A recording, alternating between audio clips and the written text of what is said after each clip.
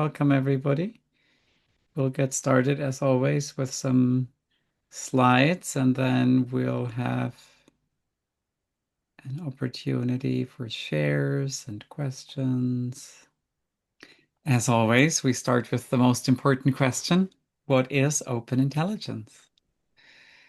And to know the answer in your direct experience, just stop thinking for a moment and check what remains. There might be a sense of alertness, clarity, openness, power to know. And that's what we call this spacious, open intelligence that knows, just the bare ability to be aware, to know. And then, of course, naturally thoughts appear again. The purpose of the instruction is not to never have any thoughts again, but it's to recognize what's present when we're not focused on our thoughts. But then the same intelligence, the same awareness that you've just identified when you pause the usual incessant focus on thoughts, that same intelligence, that same awareness is also present when we are thinking. It's, in fact, how we know our thoughts is by means of this same intelligence or awareness. So thoughts aren't the enemy. We can recognize open intelligence even as we're thinking. It's just typically more challenging. And then, like the color blue and the sky are inseparable, open intelligence and data are inseparable. Open intelligence contains all data. And data is, if you're here for the first time, data is a term we use for all, uh, you could say, the content of our mind, for all our thoughts, emotions, sensations, experiences. Anything that you can give a name, essentially, would be a datum. And all these data appear in awareness, in open intelligence. So you can just test that right now to see if you can have, for example, a thought or emotion without the underlying awareness or intelligence. You'll notice that you can't. So any thought, emotion, or sensation indicates the presence of awareness, not its absence. Just really powerful. We don't need to not have thoughts, emotions, or sensations. We just recognize there is another aspect to each moment of experience, and that other aspect is this knowing, aware quality.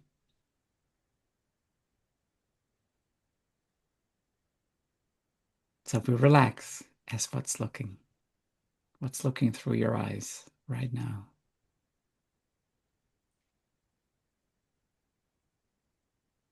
We rest free and relaxed for short moments repeated many times. We let open intelligence rest naturally, potent and free from the need to control the flow of data. By getting accustomed to this, our recognition of open intelligence becomes stabilized, able to remain steady. And that's a rich paragraph there. So we rest free and relaxed, just like this crystal ball is completely at rest, no matter what images appear within it. It could have this beautiful sunset there, but it could also have, um, you know, a tsunami or a storm or some other maybe painful to a human looking at it, painful images. But the crystal ball itself is unchanging, and that's what we rest as. We rest as the unchanging nature, the true nature of mind, for short moments repeated many times. So again and again throughout the day, we just recognize ourselves, our true self, the essence of our being for a short moment, and we rest and relax as that. And let whatever thoughts, emotions, or sensations, whatever data appear, we let them appear, hang out, and vanish. however they will. And we recognize as we do this more and more, we can recognize and become more and more familiar with this ground, with this essence of our being that is always present. We only recognize it. So we're not creating it, we're not cultivating it, we're not becoming more worthy of it because we practice enough. It's something that's already present in all of us, and we simply become more and more familiar with it.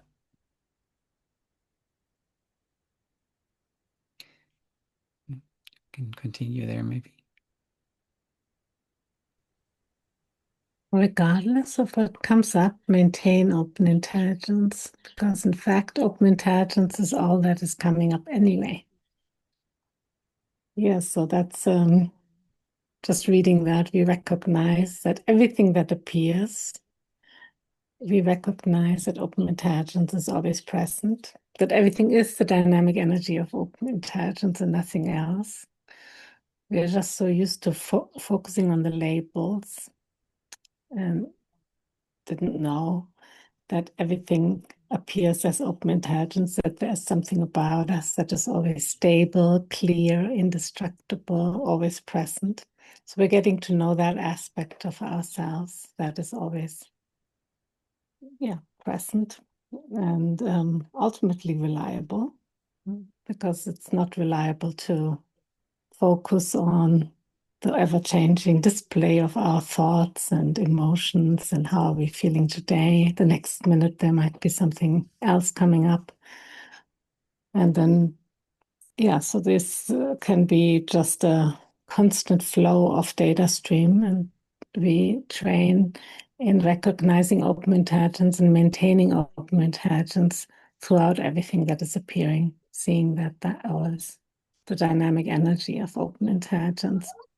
And most of you have heard about the four mainstays. Remind us to be gentle with ourselves and rely on resting naturally and open intelligence for short moments many times. And four mainstays being the support network, having different means and tools to recognize open intelligence, meaning there are four categories, four of them.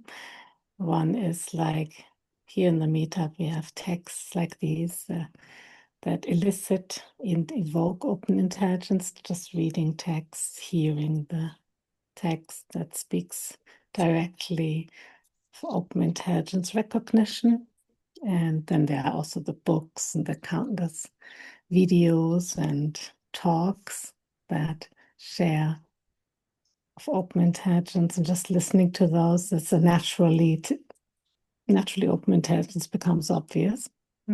Being here, we also hear, we can take short moments, maybe more easily than when we are alone and have, yeah, don't hear about open intelligence, have strong things coming up. So the short moments is one of the mainstays, so the practice itself, then all the media, and then having a trainer who knows this in their direct experience, that can share their experience and have the instructions that support us along the way. And then the fourth one is also other people, the community. People practice and can share their experience, and we can see that it is true for everyone equally. And so yes, in this way, the Four Mainstays are support network to gain confidence in open intelligence and to be inspired and hear from others and hear other people's experiences. And that we're gentle with ourselves, that we just simply take one moment at a time and have, we don't need to take a short moment all on ourselves, because we can just come to a meetup or listen to a talk, and then it's easier to take a short moment. Yeah, so if the recognition of open intelligence slips away, we simply repeat it again. Short moments, repeated many times, lead to confidence in open intelligence. So like really training with anything, training up an instrument or muscles, or anything at all. We repeat it many times and practice, have support of a trainer, see others do it. It's a similar way how we get to know something and gain confidence in something. And here, obviously, we're getting to know open intelligence and want to find the confidence in open intelligence that there's no doubt about knowing that this is what is naturally present and that we know it in our own direct experience, not in an intellectual way. We want to see it in our daily life, basically. And that's where it counts. Well, there's no long moment of inactivity that we need to pinpoint or grab onto, like Johan also said. We're not trying to not think, have a moment of nothing going on or nothing or peaceful. That wouldn't be automatic. That would be contrived, trying to get into maybe a state, trying to alter something that isn't, that is present, like the flow of data streams. So rather than trying to prolong the moment of open intelligence, make it into something that we think it is, we simply rely on short moments of open intelligence, allow everything to be as it is, that whatever is arising, the thought we have right now, the feelings we might have, something going on. We woke up in the morning, have strong intensity of sadness or anger, irritation. So we recognize this energy as open intelligence is dynamic energy. And remember a short moment. Even if we don't know what that really means, we can take a short moment. And we take a short moment whenever we remember to do so during the day. So then, by the power of a short moment of open intelligence, we directly experience freedom from ups and downs. What stops is the looking for the ups or trying to avoid the downs and trying to rearrange all our thoughts and emotions so we have better ones.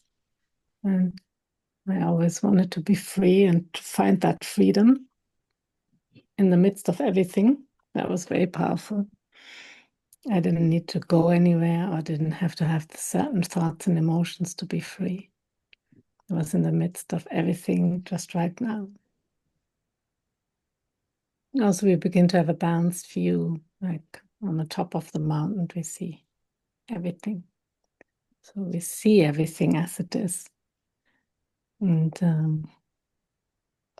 that doesn't mean we don't have opinions or preferences. It just simply means we see everything as it is, as open intelligence is energy. So we continue resting naturally as open intelligence for short moments many times. That's what we hear again and again, because that's like this short, brief moments. Acknowledge and confirm open intelligence presence. Just simply open intelligence without it having to look a certain way. While we are thinking right now, feeling, sitting or walking around, lying down. Short moments is soothing, while a constant emphasis on data is uncomfortable because we are describing and elaborating on our thoughts and emotions. Here's the crystal ball again. The metaphors naturally evoke open intelligence, so that's powerful too. And you can see the indestructible, clear aspect of open intelligence, our direct experience. We see a crystal ball, no matter what appears. It's clear, indestructible, unaffected. And we become accustomed to this being our direct experience. The short moments goes longer until we don't need to take short moments any longer.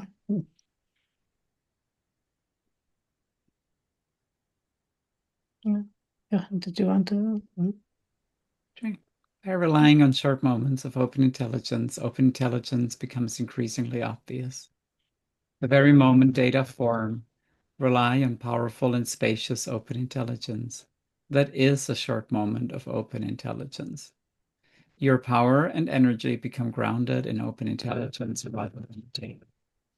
Yeah, that's so simple in a way. It's not always easy because sometimes the data that arise, they're very attractive.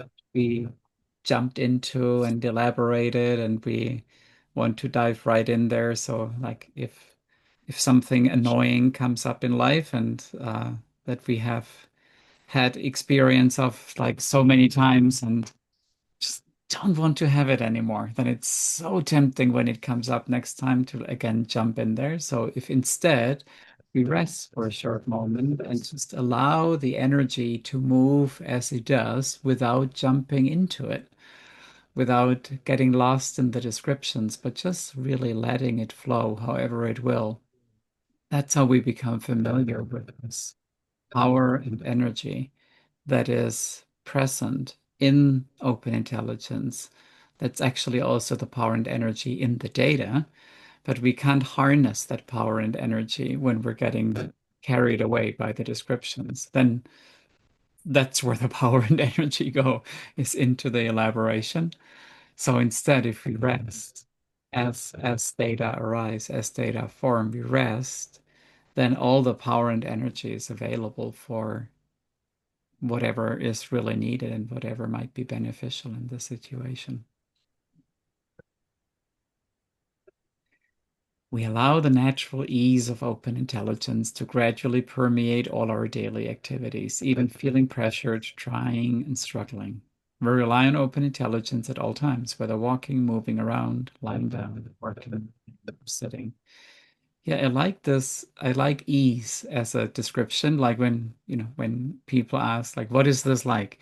Uh, And it's this ease of being that I really appreciate so much. That can be found even when there are feelings of pressure, of trying, of struggling, of really wanting something like a craving. Always thought that, when I was on my spiritual cleansing journey, or in therapy, with all these modalities, I always thought that the end game, so to speak, the end goal is to never feel pressure or struggle or fighting or desire or any of these things because it seemed that they were the things that created suffering.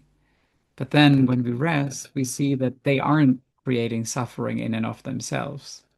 They create suffering if we're trying to meddle with them, if we're trying to manage them, if we try to avoid them or if we indulge them. If instead we rest, then anything that appears can be pervaded by that natural ease of open intelligence.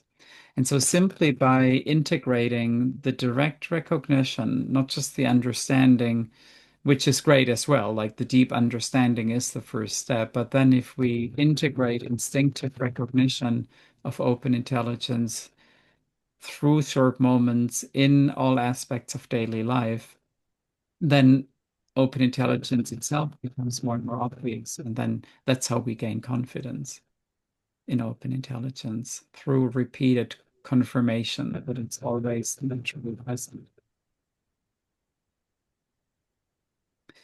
The very important point to make about afflictive states is for us to not reject what is appearing. To not reject afflictive states means that when they come up, we rely on open intelligence rather than acting on them or wanting them to go away.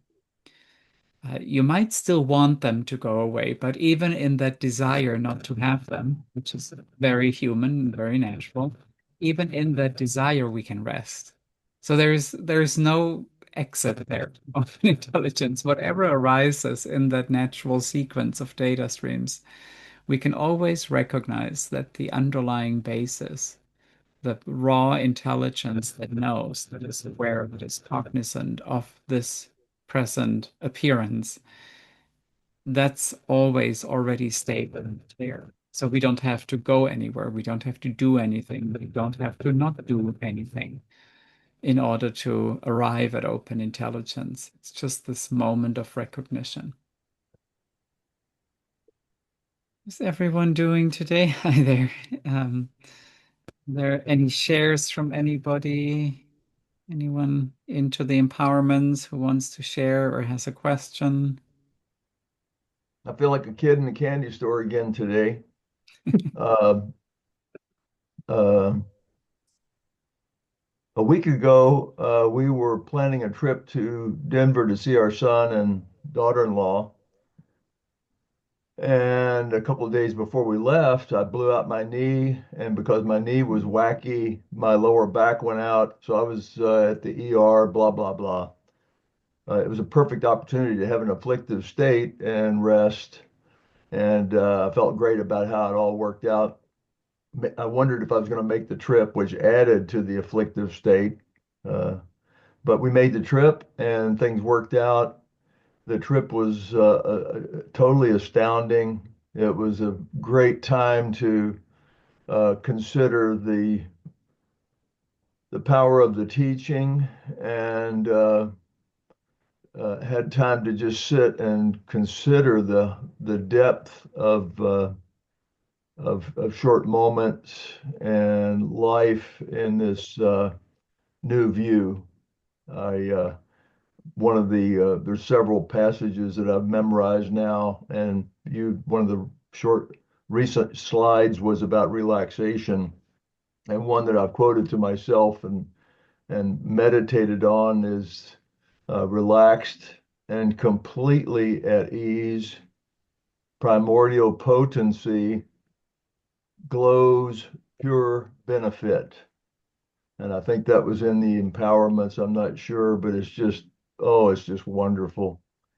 Uh, I had one experience there that points so powerfully to the this beautiful open intelligence.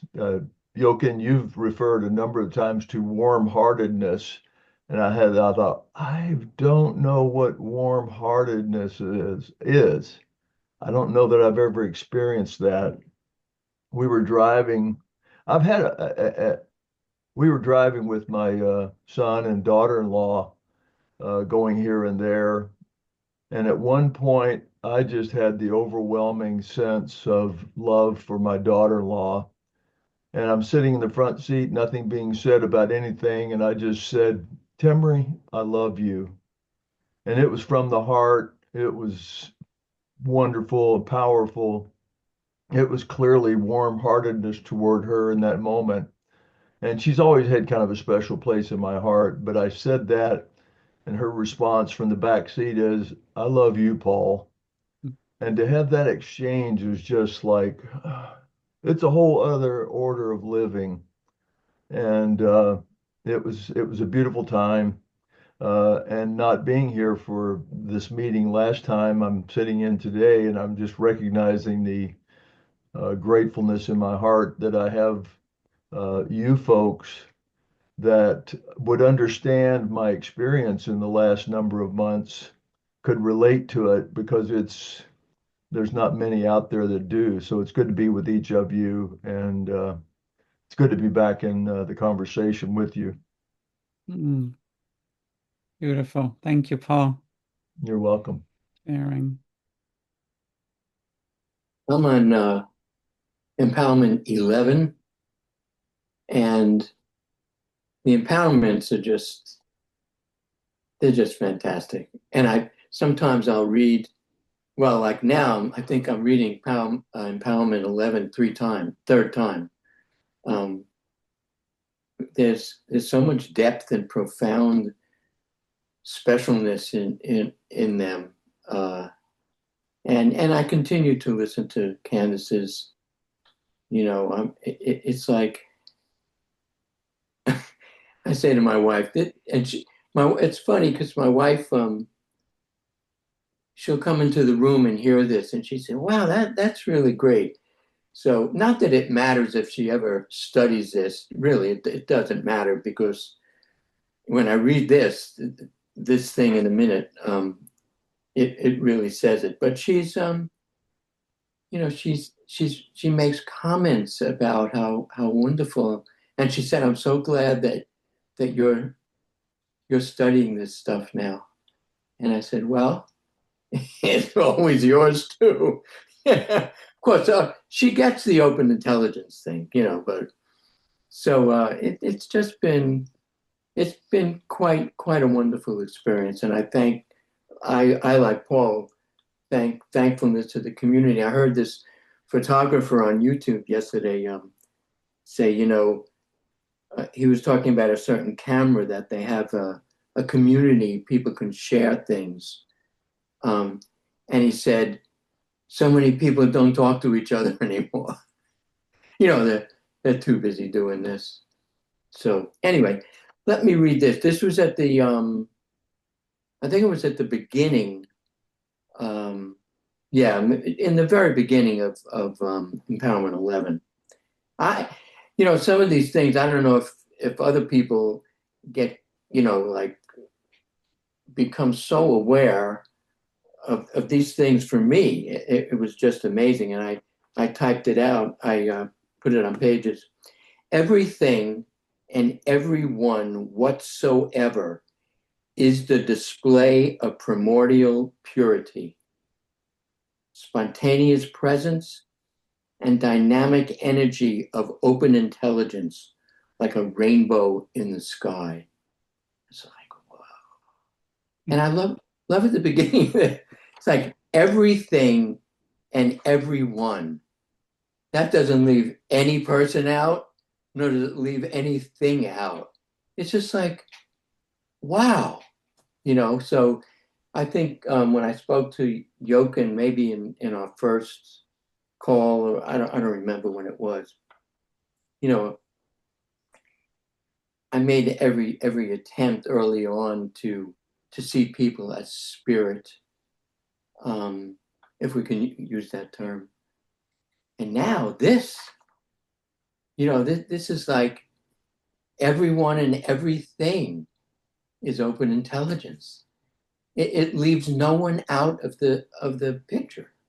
To me, that was it. Wow, just beautiful. Anyway, Beautiful, Bob. I love your glee. Your glee and joy discovering this. And I think you've quoted an all-time favorite paragraph of the empowerment there. Yeah, I'm definitely familiar with it, and I think others here are too. So thank you, Bob. Glad to hear it's resonating so deeply. Thank you. And Carissa, you were also raising your hand there. Go ahead. Hi. I had an experience this weekend where I helped my parents with an antique show. They have a business, so there's thousands of people, milling around. And I had made an error on charging somebody of something that was over $500. And they left the booth, and I was aware of the mistake and aware of my parents' financial situation. So I find myself running aisle to aisle looking for some vague, person that I kind of saw, kind of noticed, kind of didn't. And so it's kind of a chaotic time, and of course, a perfect time to relax. But I really got to experience how resting didn't need to be passive, because here I'm running my butt off, but just, staying in a relaxed state. And I think I was expecting it to maybe amplify my vision or help me clue in on this individual, give me some superpower. But what ended up happening is that by the time I returned in defeat, the situation had resolved itself. My sister had had a chance encounter with the individual and was able to sort everything out. So I always do find it easiest to relax when, all hell has broken loose. So I just kind of wanted to share that because it was the most active I've ever been while resting. But what I actually wanted to touch on isn't, I've been practicing for over a year now, but when I rest, I realize now I just stop thinking.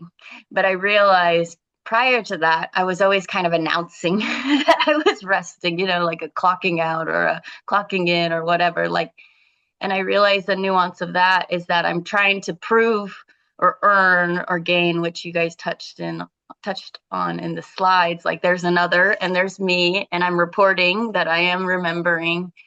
And so now I'm allowing myself just to stop thinking in that moment, and that there's no star being lost or gained in that, and that in essence is enough. And it took me a year to cut out that middleman of that earning merit-based idea. And I think there's a lot of confusion in it, like make sure I'm doing it right, make sure this resting counts. And it's and so it's funny how long that took me to come to that awareness, and now I can just let it go. But with the help of the empowerments and just moving forward. So thanks for listening. That's where I'm at. That's great. Thank you. So powerful experience also, running around and being active while resting. And yeah, what you're saying, yeah, it's very natural also. Yeah, totally.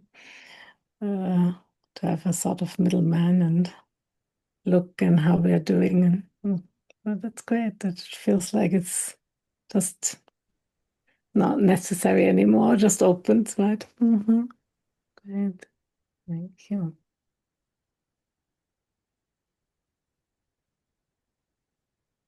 Okay. Anyone else sharing how the short moments are going, and 12 empowerments? Yes, Rob? Hello, everyone. I'm grateful to be here. And I'm like Paul, I'm that child in a candy store. It's been a long time. I had a friend about 6 weeks ago send me a couple of short videos with Rinpoche's talks. And it was when she talks about the seeking is over, and that seeing those two videos were like the end of a 65-year journey. Um, and and when Bob was talking about, when he was reading that anyone and everyone, that includes me. And I'm so grateful for that, because it has been well, there was a longing and a grief that had never been satisfied or satiated. And those two videos, knowing that I am, and that there's nothing wrong, and that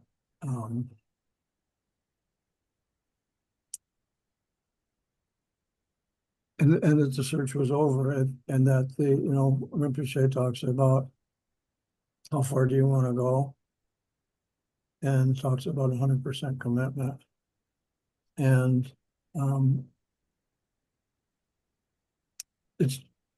it's nice. It's joyful. I'm being in this community and hearing you. I'm filled with joy, and experiencing that, in my day-to-day life. And like many of us, there was always something to do, and it was always conditional. And that has been replaced with the just ever never ending edge of creation, to be able to, it's it, it's done, it's over, and it's time to play. I've never had more fun in my life. Thank you. That's beautiful. Great.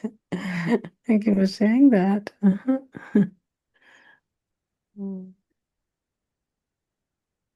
There's any theme or question, we are happy to share more. I like when the search is over. I really loved that moment. I mean, it was sort of a moment for me. I guess it was after the 12 empowerments for me, but it can be at any moment. We didn't have talks online when we met the teaching.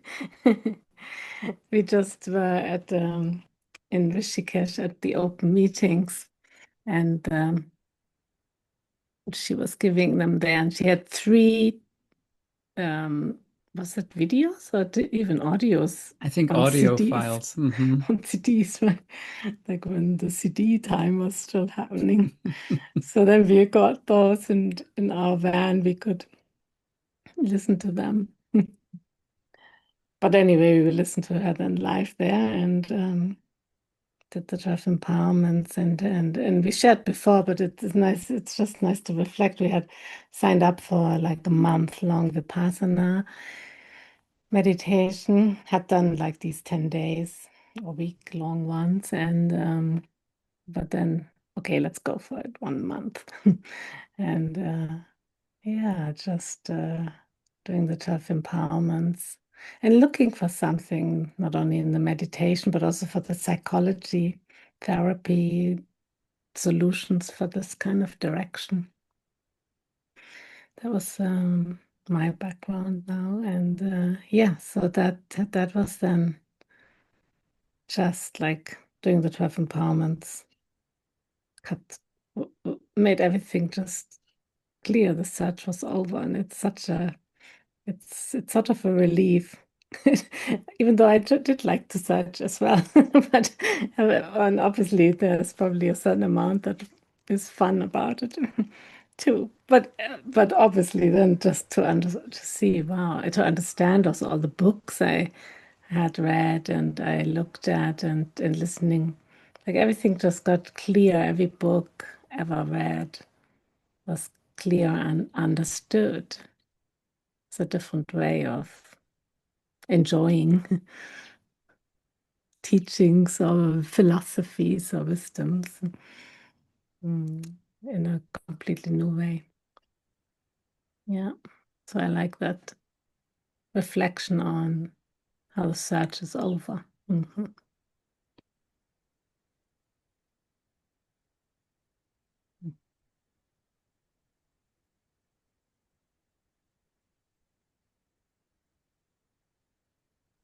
But it was then great to just to listen. The timeless awareness talks that you either find on YouTube or on that list. We have a website, it's called timelessawareness.org. There are all the audio files of these talks she gave. It's 20 years ago, but they're timeless, really, because timeless awareness. And those were the ones that's what happened when we met her. You might hear us with even stronger German accent, sharing our experience, really not wanting to do that, always looking away. Don't take me, please not. There's a full room, and she said, okay, who wants to share about how the 12 empowerments were? And we had just done them, and it was just like maybe 5 or 8 of us, right? And you knew it was. I didn't like to go on stage. Well, it was a little stage, go up front and speak. That was, but then even there I could rest, so to speak. And then that got easier as well. But anyway, then you hear us there, share our experience. I guess in some of the talks we appear here and there. Yeah. How did you guys find Candace? Were you already in India or did you find her once you were there? Yeah, we were already in India and found we actually saw a poster, and yeah, 2004 that was.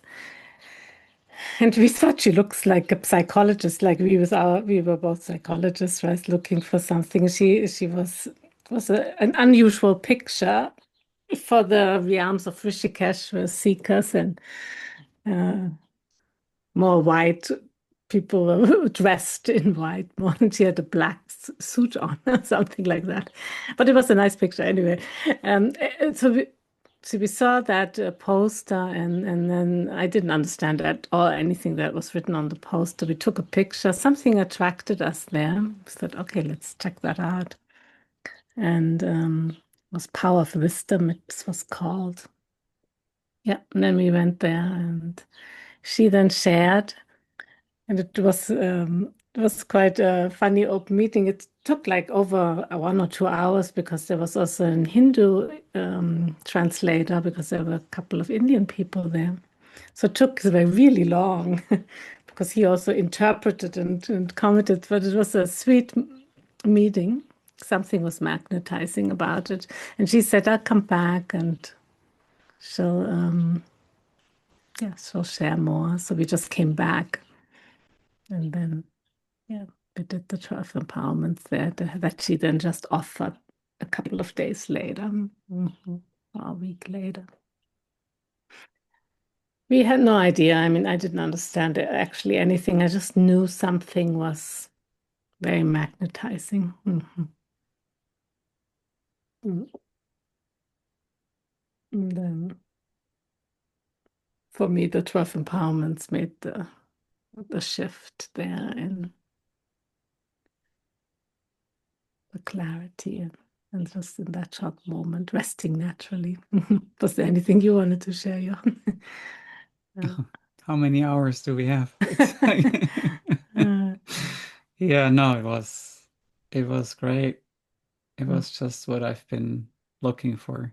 I think, when we left Germany a year earlier, without being able to put, because you can't, of course, describe what you don't know, right? You just have a sense that there is something there that you don't know, and then hopefully you'll recognize it when you stumble across it. And that's exactly what happened there. It was clear, exactly that.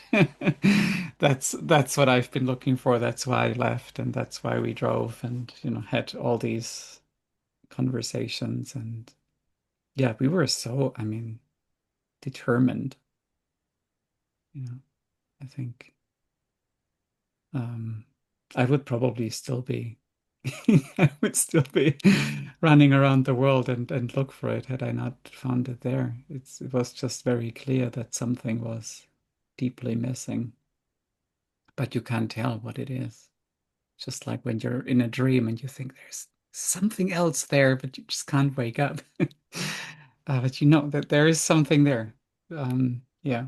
So, but Katya, I see there is a chat there from Melanie. Anything you feel moved to share regarding difficulty resting when feeling physical discomfort and anxiety? I would appreciate it. Yeah, that's thank you for sharing there. And yeah, I, I think physical discomfort and anxiety, two very, very challenging feelings and sensations.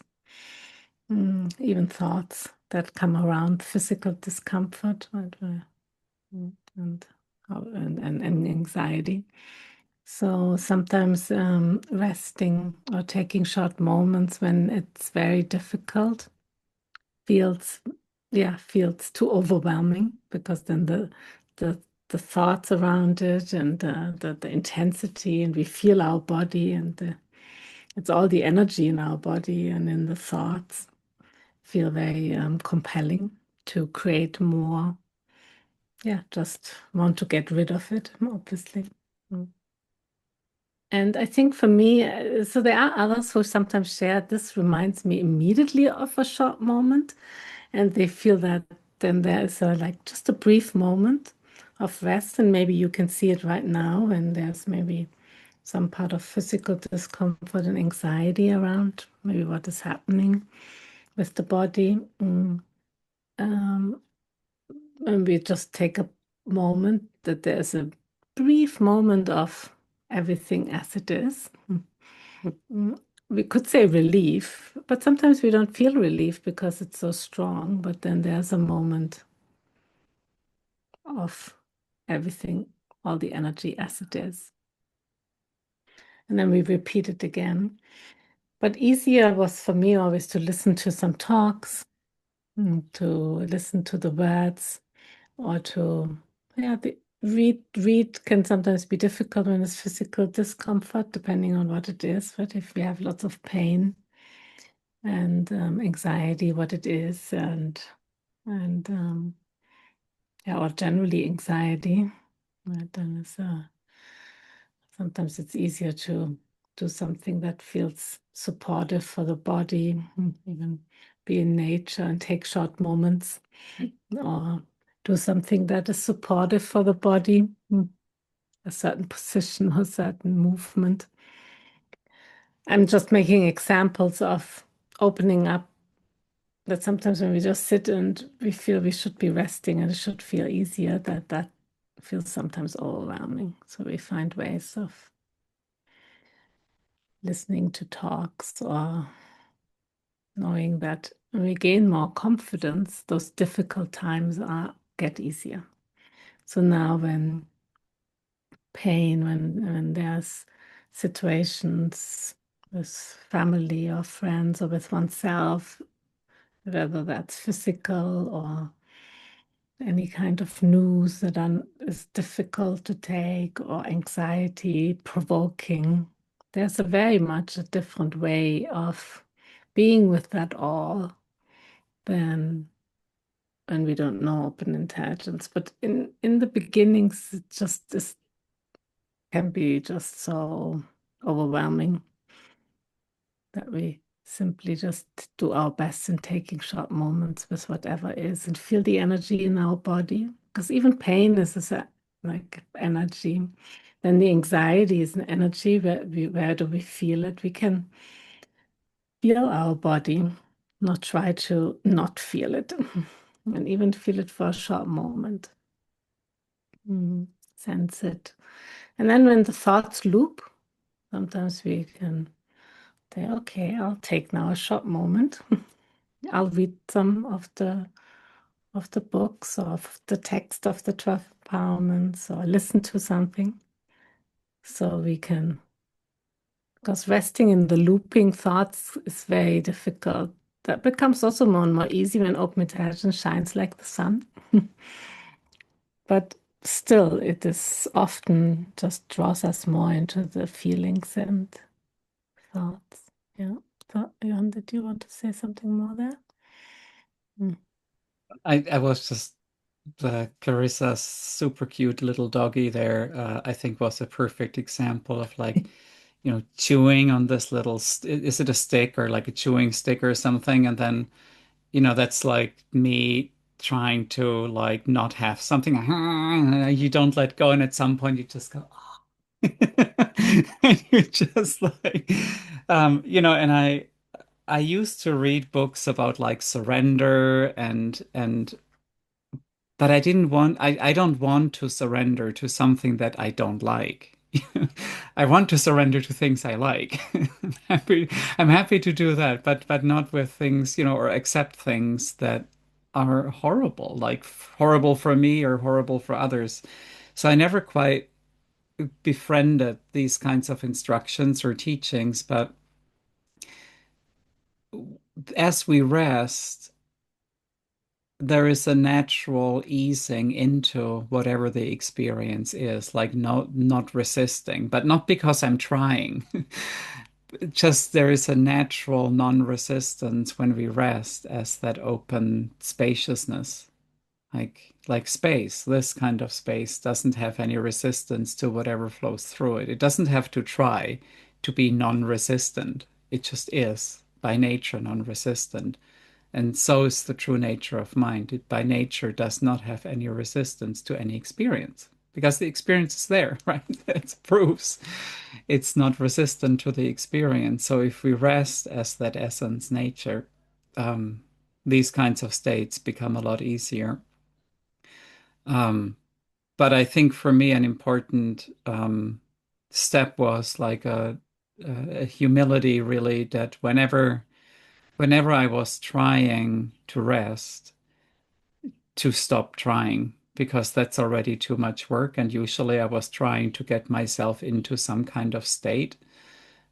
So whenever I found myself really trying to rest, I would just turn on turn on the at the time the CD player of Candace's two talks that we had, or over time the recordings, or even just do something completely different that's just nice and comfortable, like go on a walk or whatever it is. But I think I mentioned this a few months ago. The last time I had intense physical discomfort was when I had food poisoning, and I woke up at I think around midnight or something like that, and it um, it was very clear what will happen in about an hour.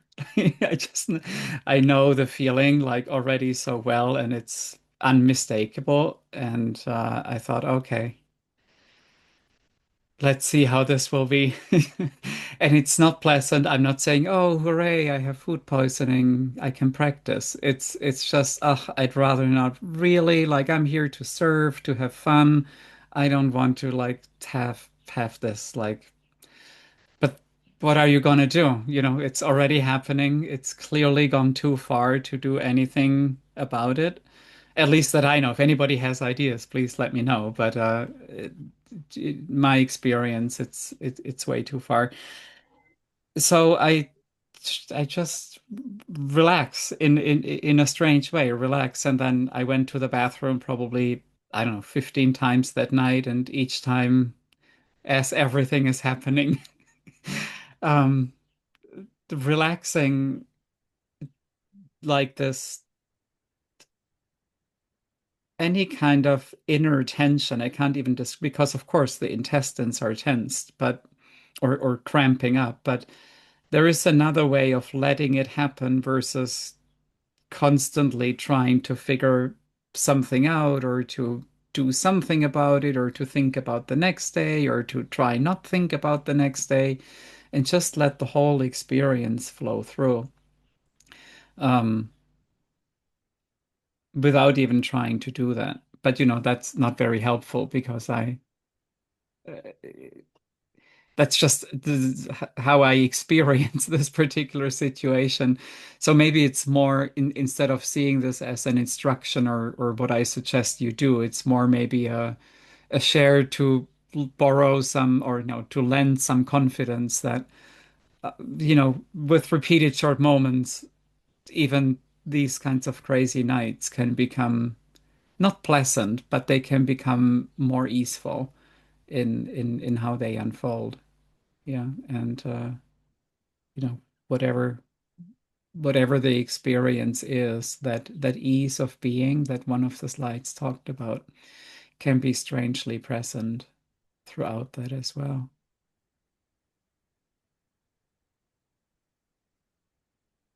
Mm, you're welcome.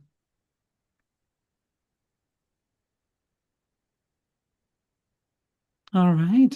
Well, good to see you all, friends. Um, as always, let us know if there is anything you'd like to hear about. We're happy to pick themes and questions uh, and topics for these meetups. And we'll see you again next Tuesday. If you enjoyed today, come back and have a wonderful rest of your day and week. Good to Thank you see you very much. all. Thank you. Mm, bye.